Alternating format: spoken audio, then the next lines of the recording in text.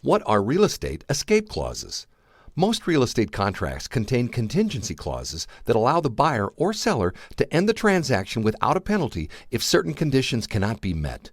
These are commonly referred to as escape clauses. Here are the three most common real estate contingencies that include escape clauses. A home inspection contingency gives the buyer the right to have the home inspected within a specified time period. This protects the buyer by allowing them to cancel the contract or negotiate repairs based on the findings of a professional home inspector. A financing clause stipulates that the offer is contingent on the buyer obtaining financing on the property within a set period of time and delivering a written loan commitment to the seller. In cases where the buyer must sell their current home first, a home sale contingency gives the buyer a specified amount of time to sell and settle their current home to finance the new one. Escape clauses protect both buyers and sellers.